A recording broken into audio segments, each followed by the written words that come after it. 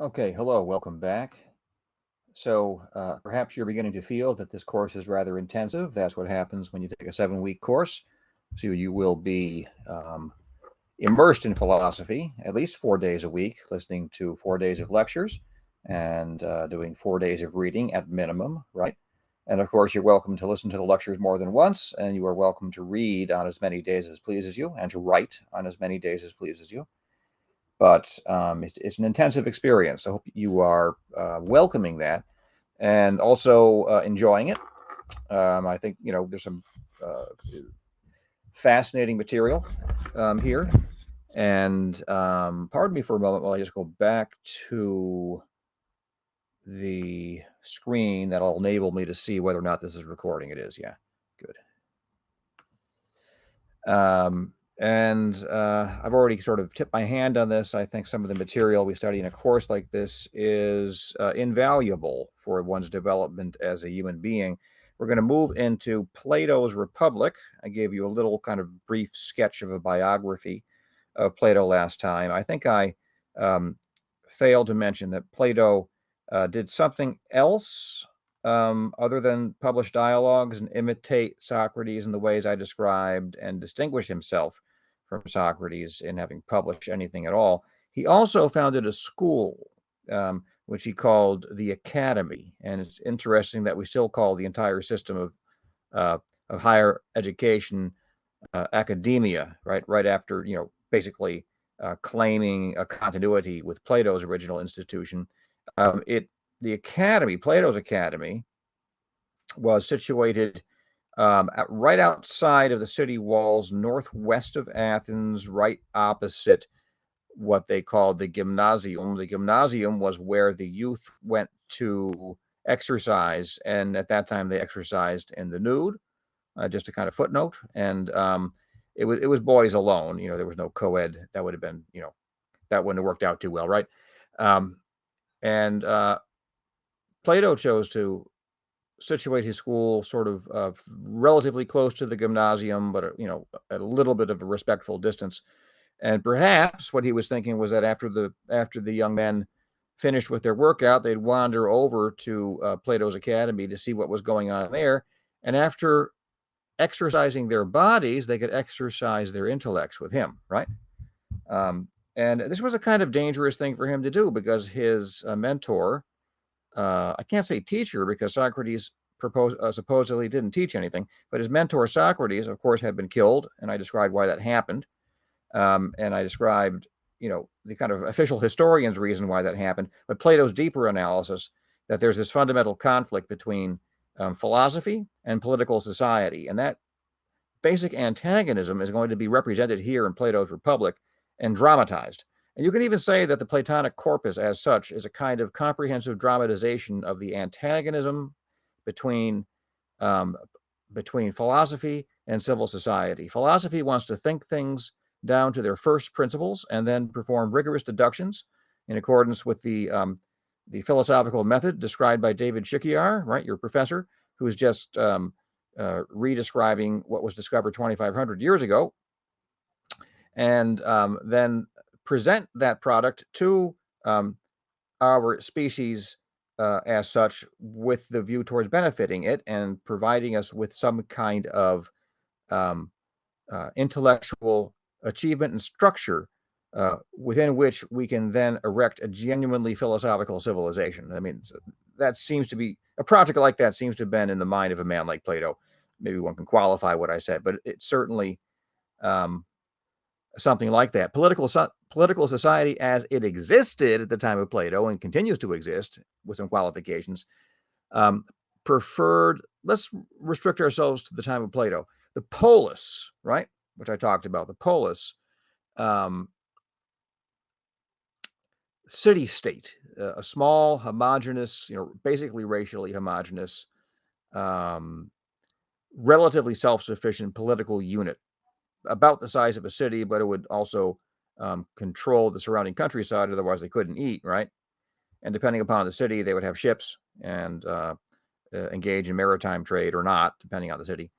Um, the polis tended not to have Actually, none of them had a worked out philosophical system. All of them were founded in myths about the gods and traditions handed down from time immemorial. The city having been founded by, for example, Theseus, right? We hear Theseus, we think of a fictitious character who gets dramatized in cartoons and movies. No, if you were a resident of Athens, Theseus was a real person. I mean, he was deceased at the time of Socrates, but no, there was a real Theseus at some point, right? Just as there was a real Cecrops, and so on and so forth. And these people were just as real as Solon and Themistocles. And Solon and Themistocles are later figures who we know with certainty did exist. Um, and the idea that one would, oh, by the way, and I'll mention again, Athens was the city devoted to especially to the goddess Athena, and they believed that the gods exist, right?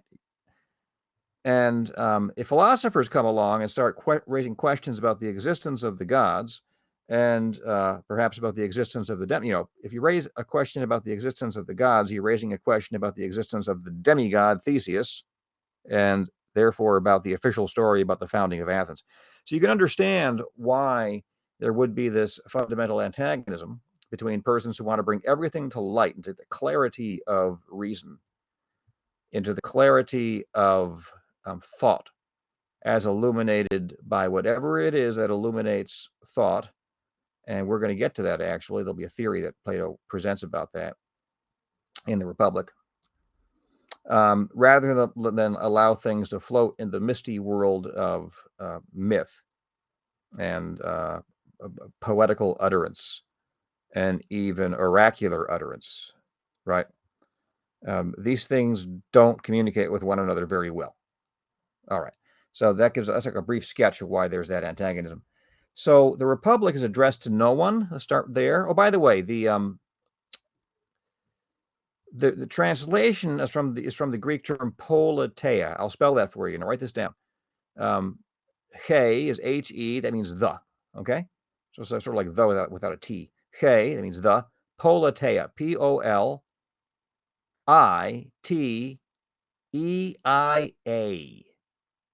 Politeia, politeia, and that means best translation for that is regime.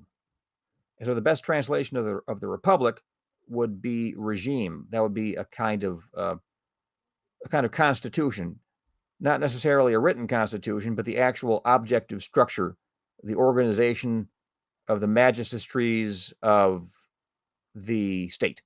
Okay. Republic, the word in English, comes from Latin, res publica. Res is R-E-S, means things. Publica means public. So res publica means public things. And that's not quite the same thing as regime. The regime would be one of the public things, but there are also buildings and the territory and the traditions and so on and so forth, right? And the religion and perhaps the tribes and, and the class structure and whatnot.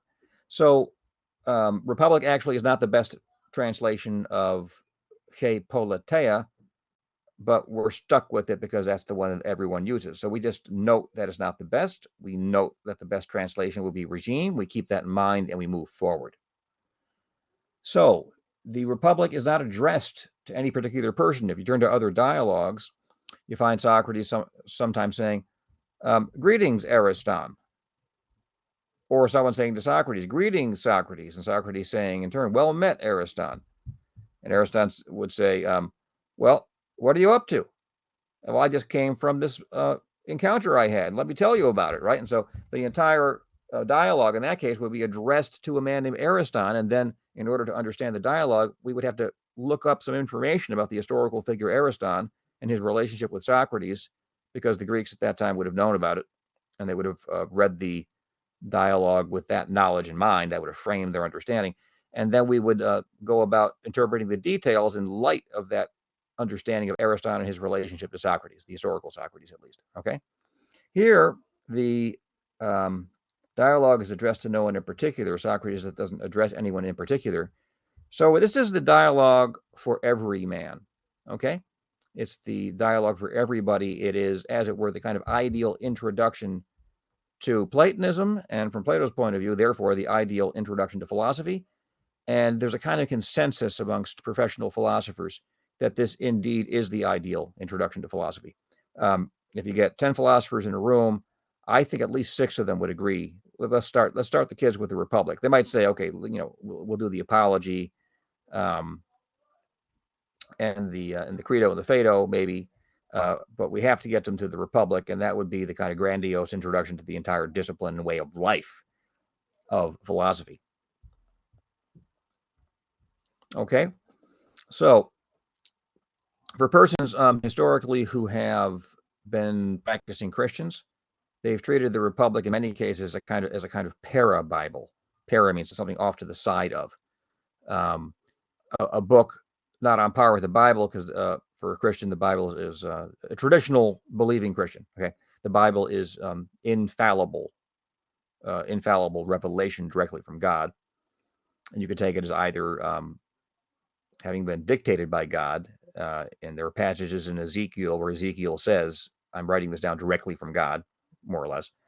But most Christians believe it's inspired by God, right? So that the individual will use language in accordance with his own linguistic capacities and his understanding of the cultural conditions and uh, surroundings he finds himself in. But the product is ultimately guided by the Holy Ghost, right? And therefore bears the trace of or the characteristic of infallibility. So people at all times can rely upon it for spiritual guidance. Okay, that's something else. The Republic, no one in the world claims the Republic has that kind of divine backing, right? But let me tell you this, I've spoken to many philosophers about this, and all of them sort of scratch their heads and say to themselves, how in the world could Plato have written a book that one can read over and over again over the course of an entire lifetime and find extraordinarily deep and extraordinary truths every time one reads it? New ones, right? New discoveries, that is. And I have to say, I know exactly what they're talking about because I've taught the book. I don't know how many times I've taught this book. What, 30, 40, 50 times? 60, 70? I've lost count. Every time I read the darn thing, I discover something new and something really interesting too. Okay? It's that kind of book. So I warmly recommend it. That's why I have assigned it. The best thing to do is just to, perhaps at this point, just dive right in. And in order to distinguish the characters, I'll give them different voices. I give Socrates an accent that does not exist. So it's something in between an American and a Brit. They call it transatlantic. If you watch films back from the 30s, the actors back then spoke in this accent that does not exist, right? It's like vaguely British, but not really. So I went down yesterday to the Piraeus with the Glaucon. Okay, very good. Let's stop right there. This is how you read a dialogue. You have to turn over every stone. So the Piraeus is the port town of Athens. It was connected to Athens along a long wall, so you didn't have to walk. You didn't have to leave the city walls, as it were, and walk along some kind of rough path on the way to the Piraeus. You walked along a wall. It was a 6-mile walk. The Piraeus was the port town, so that's where trade ships would appear. That's where the Athenian fleet would be docked. Okay, and Athens at the time was known as the master of the seas. So this was the center both of Athenian military might and of their trading empire, both those things. Well, you're master of the seas, you control the oceans, and then you can effectively maintain a very vigorous activity of trade, right? Practice of trade with surrounding nations. And at that time, remember, we're in the Mediterranean here, and you can think of the Mediterranean as itself its own world, because um, the peoples who inhabited the Greek peninsula, the Italian peninsula, what we today call Turkey, at that time they called it Ionia, what we today call Palestine at that time. At that time, yeah, it was Judea, it was Phoenicia. Phoenicia turns into Palestine later. Egypt, North Africa, they did have Libya, Carthage and the Carthaginians, right? And even southern France and southern Spain. Okay, all of these territories engaged in intensive trade with one another. They also fought wars with one another. Incidentally, with the Muslim conquests of the early 7th century, that Mediterranean world gets cut into two pieces. And then the northern half by that point had already been Christianized. The southern half had been Christianized, but when the Muslims come in and conquer that territory, relatively quickly, most of the inhabitants convert to Islam. Okay, and that Mediterranean world is sundered in twain, in two. All right, here we have a Mediterranean world in full bloom. The Greeks lived around the Aegean Sea. The Aegean Sea was that body of water that is situated in between the Greek peninsula and Turkey, what we today call Turkey, at the time Ionia. Okay, I think Plato produced the image. The Greeks sit perched around the Aegean like frogs around a pond. All right. Piraeus was actually to the west, on the western side, so it wasn't on the Aegean. It was on the western side of the peninsula. And so we're to picture Glaucon and Socrates walking there. So Socrates is older. Glaucon's probably 23, 24 here or something like that. Historically, this couldn't have occurred, by the way, because they're going to put together Glaucon and Socrates and a fellow named Cephalus. The ages don't match up. They couldn't have all been these ages at the same time. So this is not history here. This is, Plato has taken a certain poetic license in order to assemble the kinds of characters he wants to play off one another in order to get his philosophical point across. Okay. Socrates is willing to walk 6 miles with Glaucon to the Piraeus and 6 miles back. So apparently he's the elder person here, right? So he's the person with authority. There's something about Glaucon that interests him, and we can just kind of spill the beans. Glaucon is young, he's fresh, he's intelligent, and he's erotic. Okay, those 4 things. When I say erotic, what do you guys think of? Like a smutty film or something? No, not at all. I mean, he was full of a certain energy, which can express itself in the mode of human sexuality, but can also express itself in a certain kind of manly love of the beautiful. It could express itself in a certain kind of manly. He was a man, by the way, right? A manly love of a city, and a manly love of truth, and particularly a manly love of honor. Okay, all those things. And yeah, sure, love of a beautiful body, that would take the form, that would give him a motivation for kind of sexual outlet. That's only one little facet of it, guys. Okay, you got to keep the big picture in mind. So let's get back to Socrates' own speech. I went down yesterday to the Piraeus with Glaucon, the son of Ariston. Oh, there's the name Ariston. Oh, by the way, Ariston was the father of Plato, and Glaucon was his brother. So this is all in the family here. And Ariston means best, the best man. Glaucon means gleaming. That's the name of the meaning of the name. That I might offer up my prayers to the goddess, and here in parentheses, Bendis, the Thracius Artemis. Okay, we know Artemis was the goddess of the hunt. So we're beginning with religion. So whatever else we know about the Republic, we now know from the first line that religion is going to play a very important role in the Republic. And this, again, brings in, right in that first line, that tension between philosophy and political society. Political society is based upon the religious myths that are taken to instruct the citizenry as to the origins and the legitimacy, in a way, and the dignity of their state. Whereas philosophy wishes to sort of dispel the mist and bring everything into the clear light of day. And yet here's Socrates saying that he was going to honor a goddess. Now, Socrates was an ironist. An ironist is a person who conceals himself. By irony, I don't mean, like if a man is a professional thief. There was this film I saw when I was a kid, and Robert De Niro played a thief. He was always playing a thief. And if a thief himself gets robbed, we say that's ironic. That is not what I'm talking about here. When I'm talking about an ironist, I'm talking about a person who dissimulates. He conceals himself. And the idea is that, Socrates was really, really smart. And so he didn't want to make anybody too uncomfortable. And number two, he didn't want to get himself into hot water by making too frank a display of his opinions. And so he would conceal them.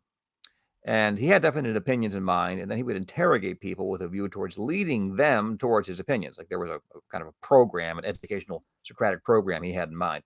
And that process of conversing back and forth with these persons is called Platonic dialectic, and Platonic, well, dialogue in the sense of the process. You ask the person the question, the person then offers an answer. Okay, at that point, the person owns that answer, right? You say, okay, I'll take your answer and I'll set it up as premise one. He won't say it that explicitly, but that's effectively what happens. Then he asks a second question, and the person gives the answer to that question. He says, okay, I'm going to take that answer. I'm going to set it up as premise two. Now, do you realize that premise one and premise two connect to one another? And you get to this conclusion. And the whole process of Socratic dialectic is the process of moving from what is ordinary and known to what is extraordinary and unknown as the implication of what is ordinary and known. So there are things that are familiar to us, but very seldom or less often do we take what is familiar and connect it together and then see the remarkable implications of that. And a lot of the Platonic, much of the Platonic dialogues consists in precisely that movement from the ordinary to the extraordinary via logical inference. And boy, we're only 2 lines into this, guys. So he wants to offer prayers to the goddess. Very good. And also because I wanted to see in what manner they would celebrate the festival, which was a new thing. Okay, there were people there celebrating the festival. The Thracians. So by the way, the Thracians, from the standpoint of Athens, they were like New York City or London or something, or more like Paris. They looked down on the Thracians in the way that people in New York look down on people from Mississippi. Thracians, from their point of view, were a group of hicks. All right. I myself, I've done nothing against Thracians, ancient Thracians, or the persons who inhabit that territory today. But the Athenians had a low opinion of them. Okay.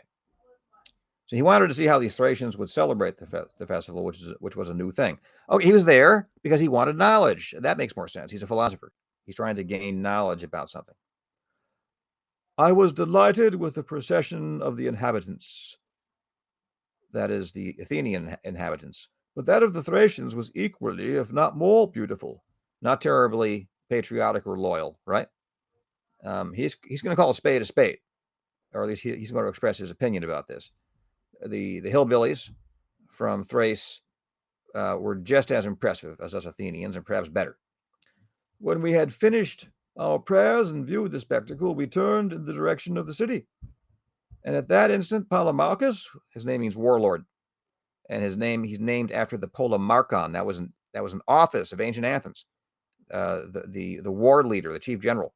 Okay, and it was interesting that Polemarchus is not even a citizen. He's the son of a metic. A metic is a resident alien. We'll get to that.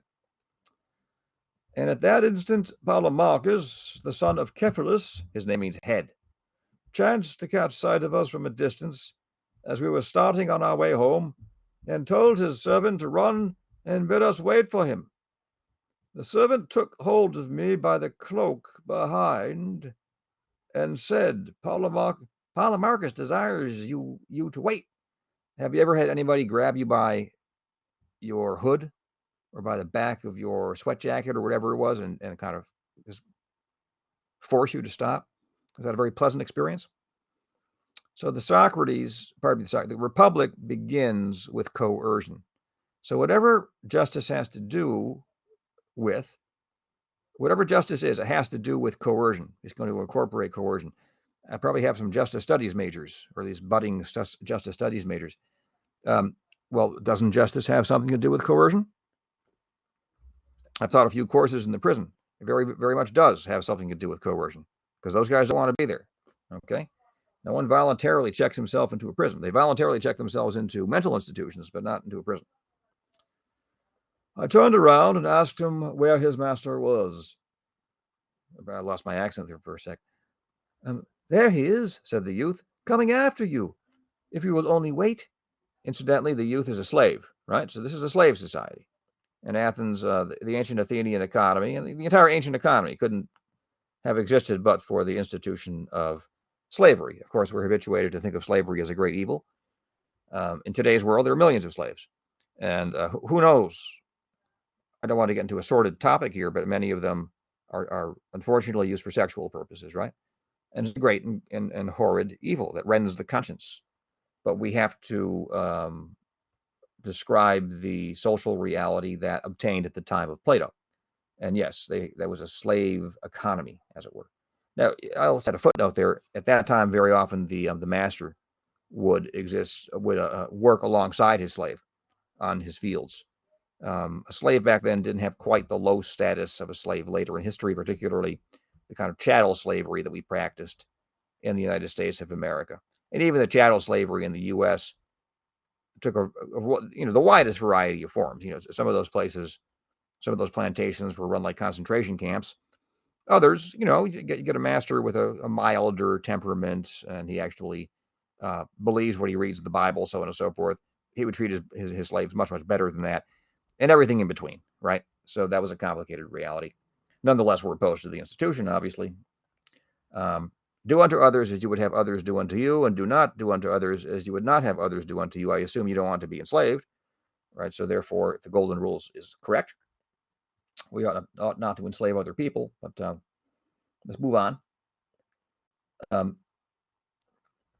Certainly we will. Oh, I'm sorry, this is Glaucon now. Certainly we will, said Glaucon. And in a few minutes, Polemarchus appeared.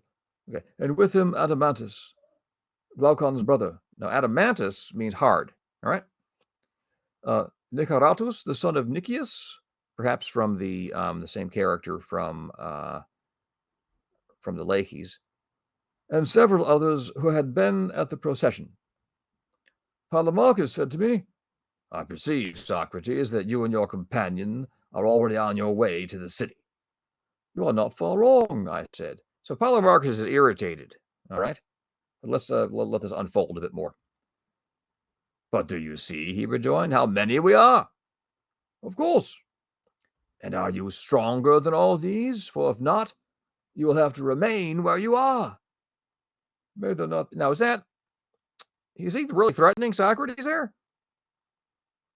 Like stay, or you could try to get away, but if you do that, you're going to have to exchange blows with us, and we're the larger party. There are only two of you, and you're middle-aged, by the way, and I can take you, sort of thing.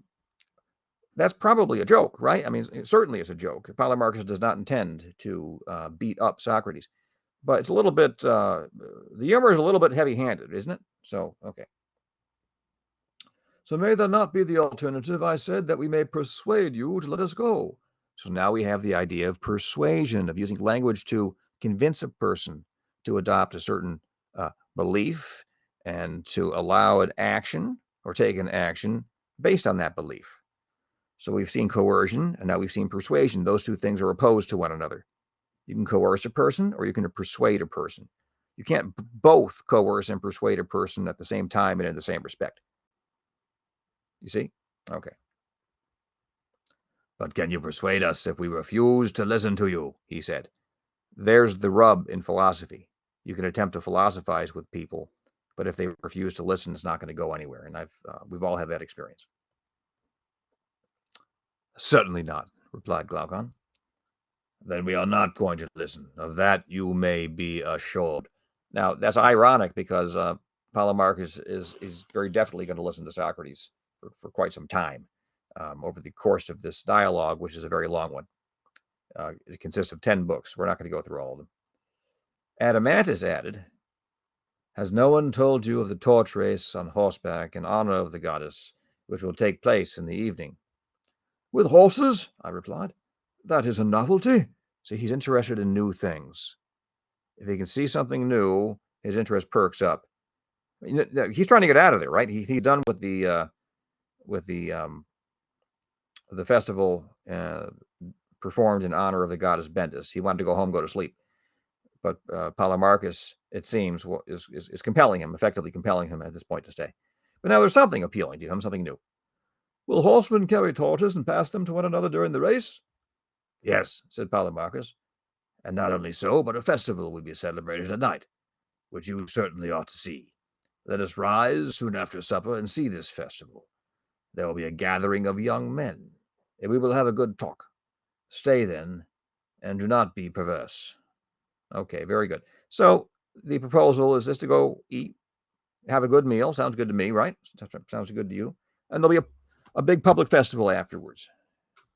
And there'll be a gathering of young men. Now, okay, I have to say this. In Greek antiquity, um, there was a certain institution uh, whereby an older man, let's say, in the 30, 40 to 50 range, would become the patron of a boy, really, a boy around 13, 14. And the boy would grant him sexual favors in exchange for that older man teaching him the ropes about Athenian society. Okay, so that's an ugly reality, isn't it? Right, like a little child being used in that way. But that is what obtained at that time. So when they talk about there being a gathering of young men, that's an erotically charged statement here. All right. So Glaucon said, I suppose, since you insist, that we must, stay. Okay. Very good, I replied. So Socrates, he's caught. Accordingly, we went with Polemarchus to his house, and there we found his brothers Lysias and Euthydemus, both persons who had studied rhetoric. That's the art of persuasion, but without respect paid to logical deduction. Just persuading people whether or not the argument is good or not. See what I'm saying? The effort to get people to agree with you. Whether you actually justify the conclusion is neither here nor there. If you get them to agree, that's what matters, right? That's a very commonly encountered attitude. You're very familiar with it. And with them, Thrasymachus, Chalcedonian, Charmantides, the Paeanian, and Cleitophon, the son of Aristonomus. Okay, so now let's go through those names for a moment here. Let's focus on Thrasymachus. Thrasymachus is going to be the chief interlocutor, the person you talk to. Okay, in this case, the person Socrates will talk to in Book 1 of the Republic, and he's from Chalcedon. Chalcedon is noticed.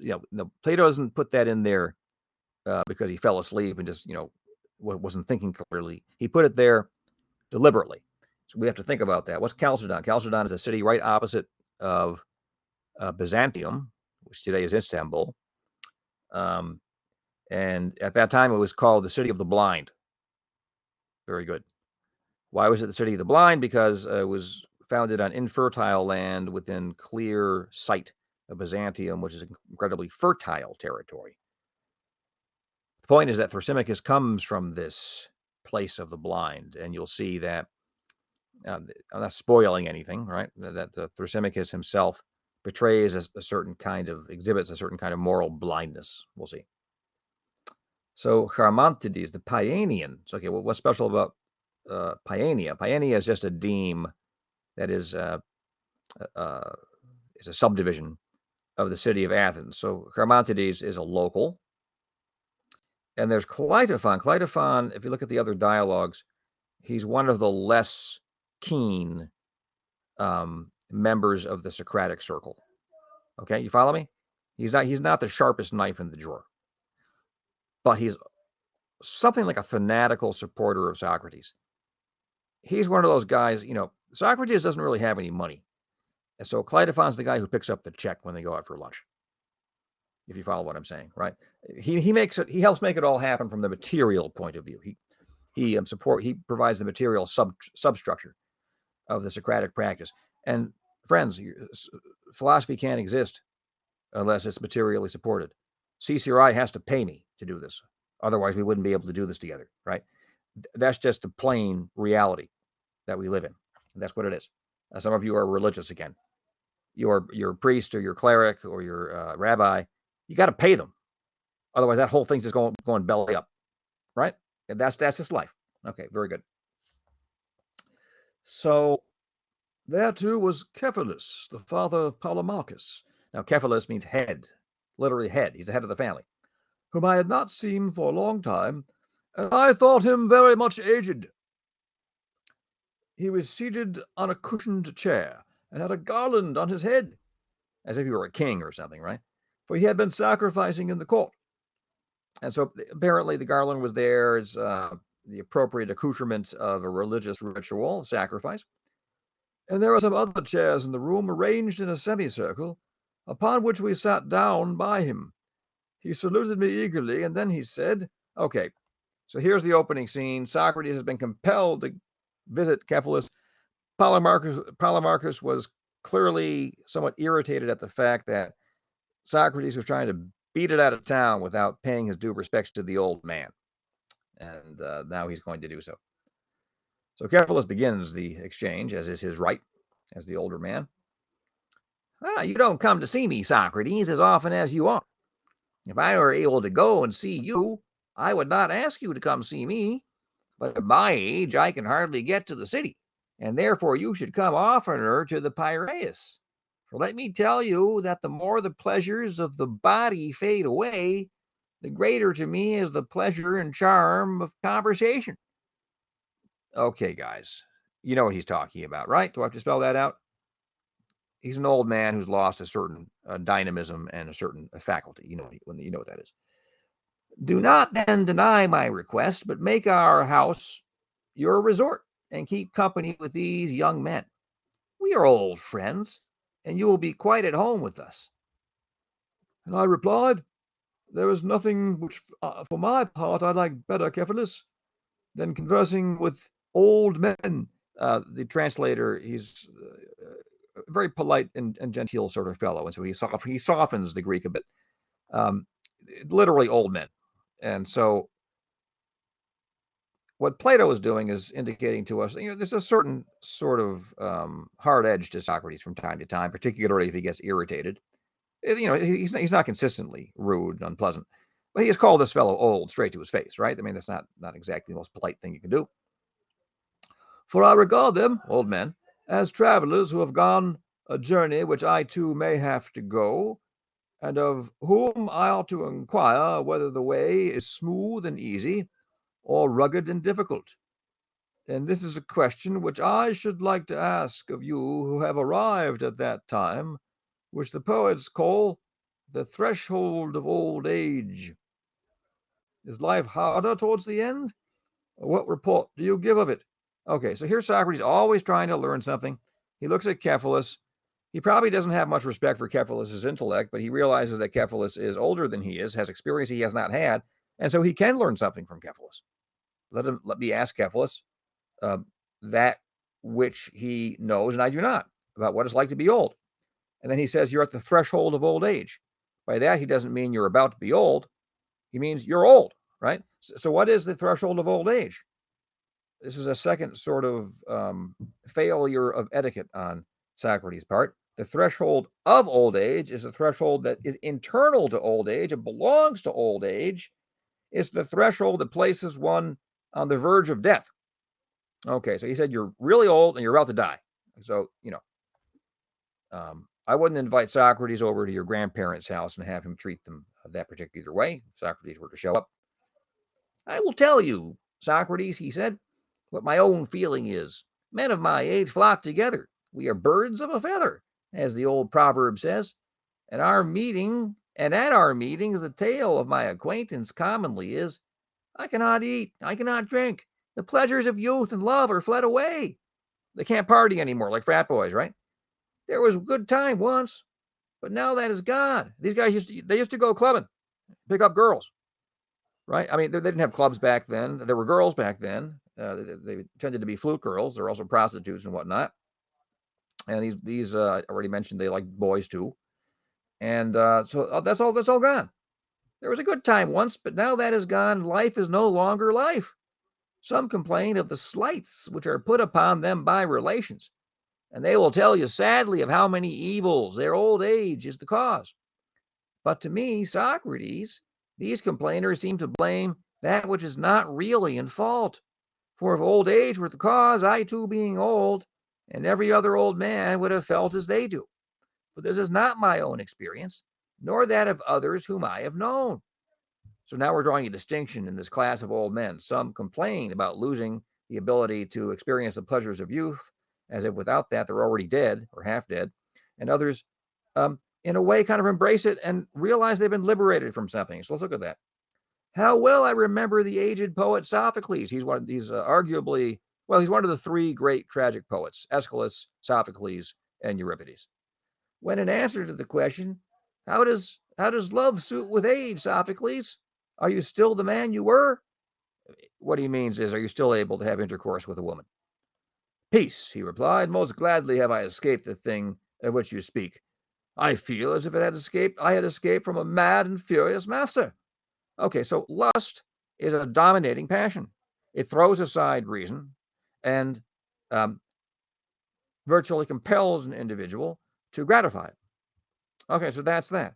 And we have a big problem in our society with, I'll just call it sexual egotism, where persons put their sexual passion ahead of everything else, to the point where, well, they can't keep focused on some serious matter because the sexual passion has a grip on them, right? Okay, so that's a source of grave ills. And you look at the history of the United States. It all began like in 1950 in films from Hollywood. I don't know why, but somehow they managed to get around the production code, right? From 1934 to about 1950, there was a production code, and that was basically what was it called? The League of Decency or something to that effect. It was a group of Catholics who came together and said, we're not going to go to your films any longer unless you adhere to certain moral rules. And so Hollywood realized they were going to lose a lot of money, and so they adhered to a production code, sometimes called the Hays Code. And guess what? When you are under restrictions, that itself puts a spur to your creative impulses, and you come up with all sorts of ideas you wouldn't have come up with otherwise. And so that period from 1934 through 1950 is unusually fecund and full of that's fertile and full of extraordinary specimens of filmmaking. And that's because they were under restrictions, guys. Just like Shakespeare was under restrictions. And look what we got from that. We got Shakespeare, right? But then somehow they managed to do an end run around those. I don't know the specific history in 1950. And then you had you had women in extremely tight dresses, dancing in very erotic and suggestive ways. It all starts in 1950. And that's not because a woman wants to present herself and think of herself as a mere sex toy who exists only for the gratification of men, without any duty on the part of some man to honor her and be loyal to her and to love her. Surely, if one has those two choices laid before one, I'm a sex toy, or I'm going to, I would like to, be regarded as a person with dignity and have a loving and loyal relationship. Clearly, the second is preferable to the first. But the tendency on the part of Hollywood was to represent women as sex toys, beginning then, believe it or not, and that kind of inflamed male sexual egotism. And my theory is that is what caused third wave feminism. It was the misbehavior of men, and chiefly because of Hollywood propaganda. And we got Playboy magazine in the 50s too. Back then they weren't naked, but the photographs were very suggestive. And I guess full nudity appeared in the 60s at some point, 68, something like that. And it's been downhill since then. Okay, we can talk about that for a while. But the idea here is that lust is a destroyer of character, and lust is a destroyer of freedom. One's not free if one is in the possession or in the grip of lust. Okay? And it's sort of a common sense position. I know people today will have a hard time with it simply because we're living in a very lusty society. But how can you argue against that? It's just, once you point it out, it's just like, okay, that's pretty obvious, right? So let's allow that to stand. His words have often occurred to my mind since, and they seem as good to me now as at the time when he uttered them. For certainly old age has a great sense of calm and freedom. When the passions relax their hold, then as Sophocles said, we are free. There's freedom, right? We are freed from the grasp not of one mad master only, but of many. The truth, what's many? What lust is one particular drive. I suppose he means sequentially lusting after a series of persons reduces one to a state of absolute slavery. So then you get free of many episodes of lust. I guess that's what he means. Otherwise, I can't make sense of it. The truth is, Socrates, that these regrets and also the complaints about relations are to be attributed to the same cause, which is not old age, but men's characters and tempers. For he who is of a calm and happy nature will hardly feel the pressure of age, but to him who is of an opposite disposition, youth and age are equally a burden. Okay, excellent. So Cephalus is drawing a distinction. There are those who are calm and happy. I believe in your translation it says orderly. We don't have to, get into the nitty gritty there, But he has the idea that there are persons who are calm and maybe orderly, right? Or if you like, we can stick with the text here, happy. And that's their nature, that's their character. And so when they lose the capacity to enjoy sexual gratification, that doesn't bother them because they're calm and happy anyway, right? And old age doesn't bother them because of their calmness and happiness. I'm getting older, and old age, well, I have an excellent diet, so I'm feeling it less than I would otherwise. But I had a tough day today, let me tell you, physically. So I can appreciate this. Old age can bring some discomforts. And I'm not that old, but I'm getting old. But there are other persons who have bad character. And so old age is worse for them. Have you ever heard the advice, complaining only makes things worse? Okay, that's true, isn't it? That means that there's some distinction we have to draw. This is the distinction, I think. There's a distinction between pain and suffering. Pain is pain. An animal can be in pain, but animals don't reflect on their pain and say, oh, woe is me. So it's just pain. Human beings reflect on their pain and say, why is this happening to me? And that reflection transforms pain into suffering. You see that? So the moral advice we get is complaining just makes things worse. Don't complain. Just suffer through it in a different sense of suffering. Just endure it. Just endure the pain. Okay, very good. I listened in admiration and wanting to draw him out, that he might go on. Yes, Cephalus, I said, but I rather suspect that people in general are not convinced by you when you speak thus. They think that old age sits lightly upon you, not because of your happy disposition, but because you are rich, and wealth is well known to be a great comforter. Okay, so he keeps poking this poor Cephalus guy in the eye. First he said, you're old, you're about to die, and I doubt that you even have good character. You're loaded, man. That's what makes you comfortable as an old man. Okay? He insinuates that. He didn't quite come out and say it. You are right, he replied. He's a rather agreeable old fellow. He's kind of lonely. He wants somebody to come and talk to him. You've met somebody in this condition. So some old fellow can't get around very well, stuck in the house. He'd like some people to come by and entertain him. You are right, he replied. They are not convinced. And there is something in what they say, not, however, so much as they imagine. I might answer them as Themistocles answered to the Seriphian, who was abusing him and saying that he was famous not for his own merits, but because he was an Athenian. He said, if you had been a native of my country, or I of yours, neither of us would have been famous.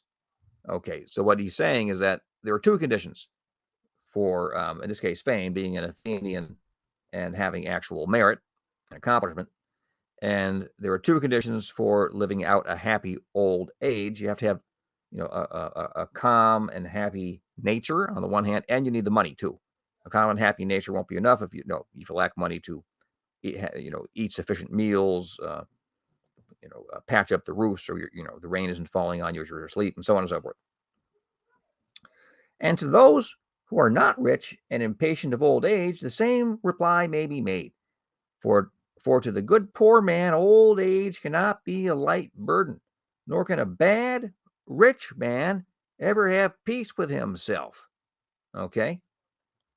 May I ask, Cephalus, whether your fortune was for the most part inherited or acquired by you?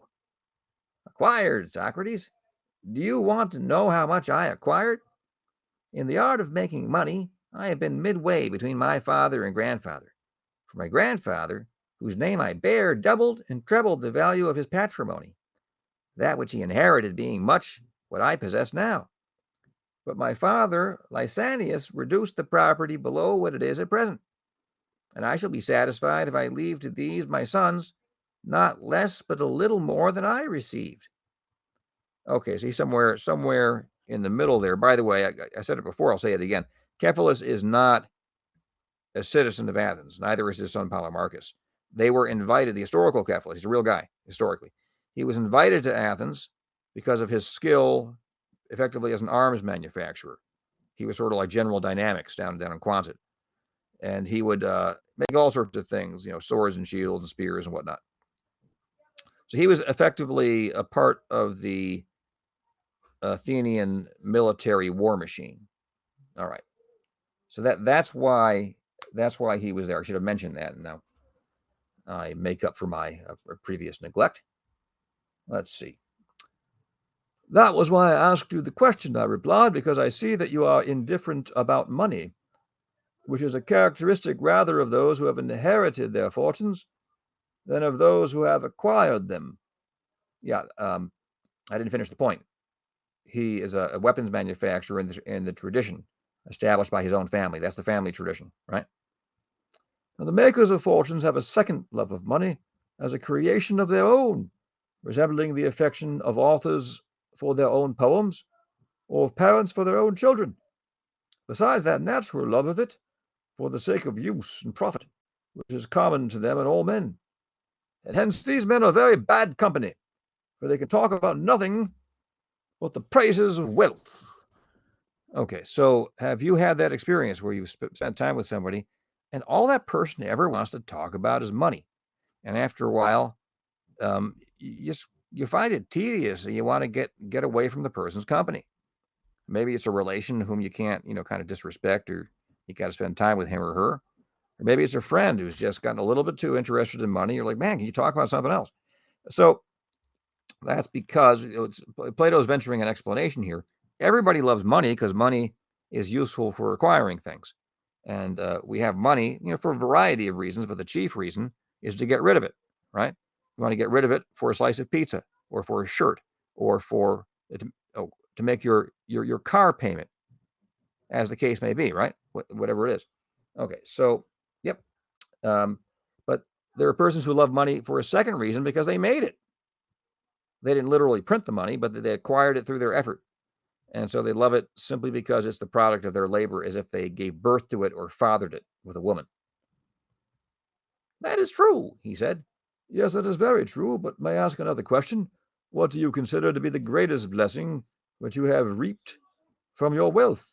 Okay, so we began with a theme of old age, whether it's hard or easy, right? And then Cephalus gave him his answer, and then it turned out that in order for one to bear old age well, one had to have good character and money. And now we've transitioned to that second theme there. He could have transitioned to good character, but instead, Socrates has taken advantage of this question of money. So what's the greatest blessing, right? He says, which you have reaped from your wealth. One, he said, of which I could not expect easily to convince others. For let me tell you, Socrates, that when a man thinks of himself to be near death, fears and cares enter into his mind, which he never had before. The tales of a world below, and the punishment which is exacted there of deeds done here, were once a laughing matter to him, but now he is tormented with the thought that they may be true, either from the weakness of age or because he is now drawing near to that other place.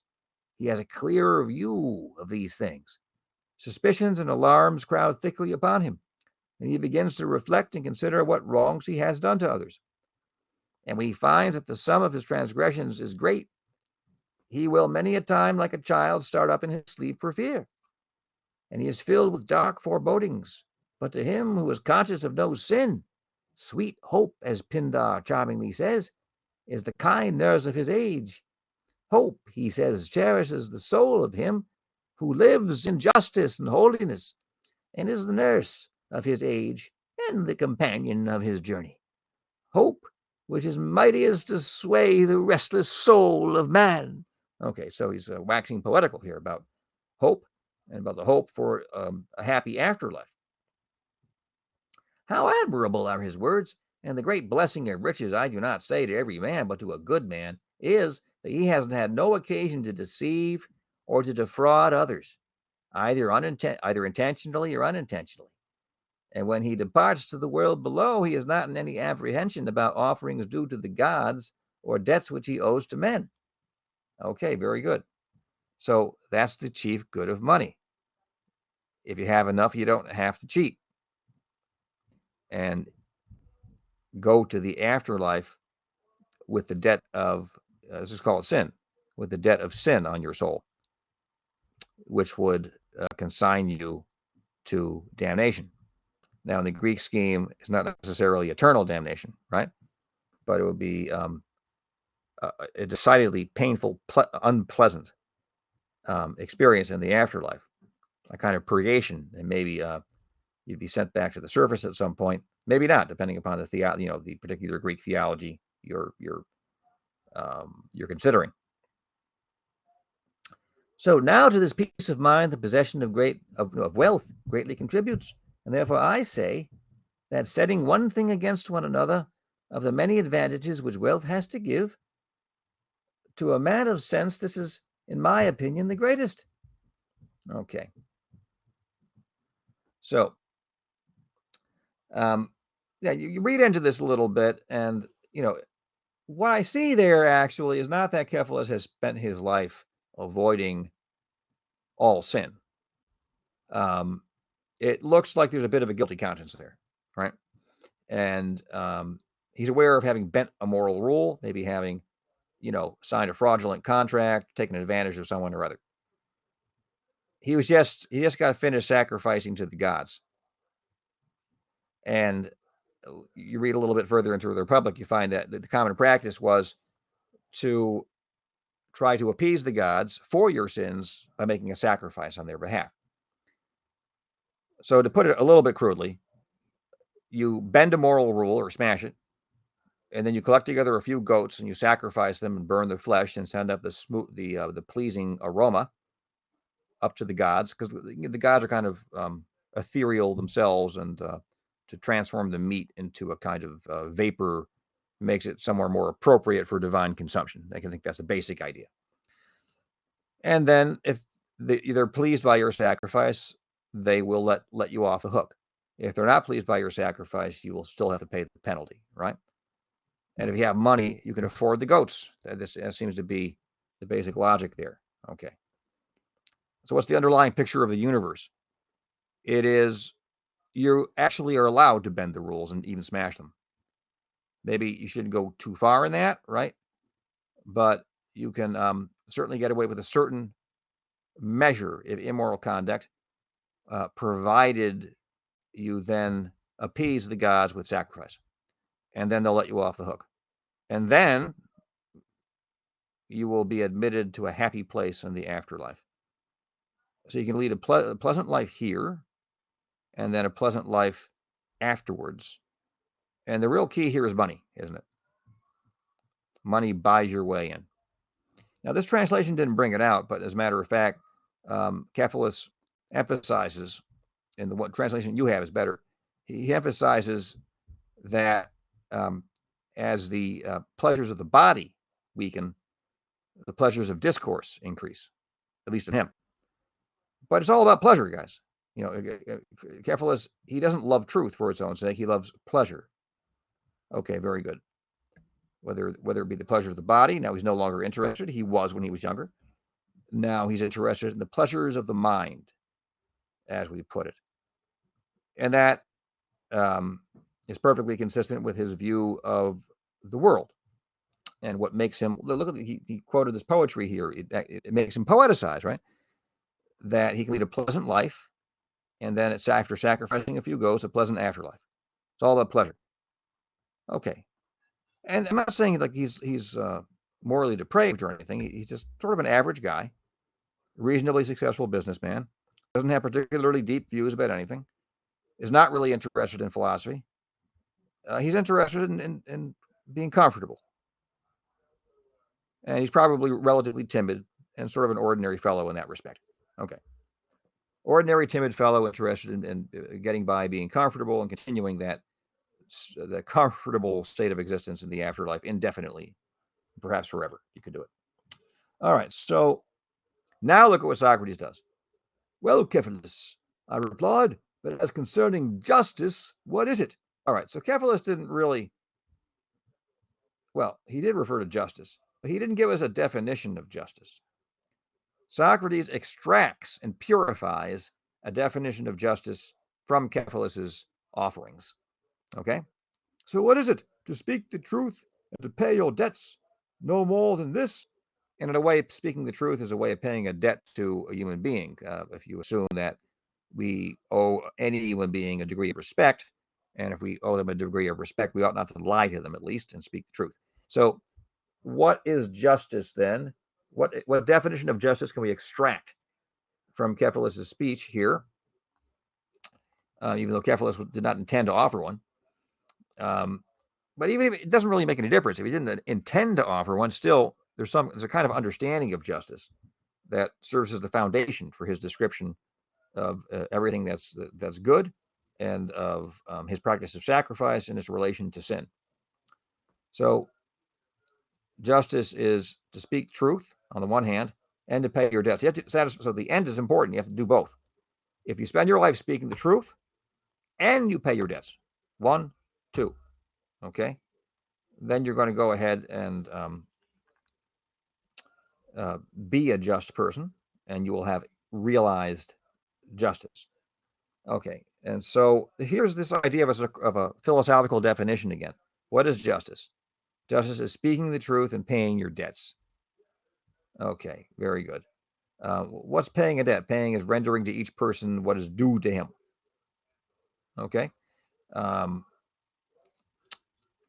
a general way, it's a general rule or general pattern. That's interesting. What's the difference between that and holding your ground? Okay. I'm not going to get into that right now, but this is being accepted by Socrates as an adequate formulation of a philosophical definition. Then he'll critique it.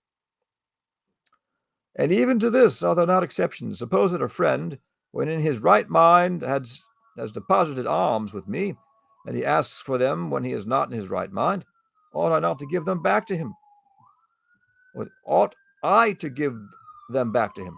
No one would say that I ought, or that I should be right in doing so, any more than they would say that I ought always to speak the truth to one who is in his condition.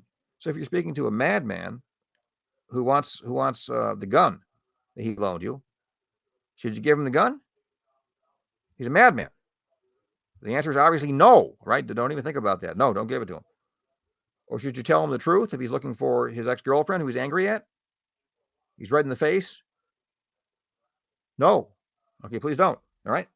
So in those particular cases, it's not the case. You ought not to tell the truth and pay your debts. So that does not, this idea that justice is speaking the truth and paying your debts, that's not adequate as a definition of justice. In most circumstances, it is just to tell the truth and pay your debts. In some circumstances, it's not. So there has to be a more general conception of justice, right? A more general conception of justice, such that in some circumstances, that more general conception of justice is specified into telling the truth and paying your debts, while in other circumstances, that more general conception of justice is specified into not telling the truth and paying your debts. And that more general conception will come very soon. Let's continue. You are quite right, he replied. But then I said, speaking the truth and paying your debts is not a correct definition of justice. Quite correct, Socrates, if Simonides is to be believed, said Polemarchus, interposing. So Polemarchus is the inheritor. He's the heir of Cephalus, so it's kind of appropriate that he come and inherit the argument. I fear, said Cephalus, that I must go now, for I have to look after the sacrifices, and I hand over the argument to Polemarchus and the company. Okay, handing it to his heir, right? Makes sense. So Cephalus he represents ancestral piety, to quote a fellow named Leo Strauss. And you can't have a philosophical discussion when the operative norm is ancestral piety, right? So Cephalus has to leave, so off he goes. Is not Polemarchus your heir? I said. To be sure, he answered. He went away laughing to the sacrifices. He's still trying to get off the hook. All right, so let's stop there. So what I'll just anticipate for you, that more general conception of justice is helping friends. And then he'll add harming enemies. Helping friends. So you help a friend. In most circumstances, you help him by telling the truth and giving him what's his.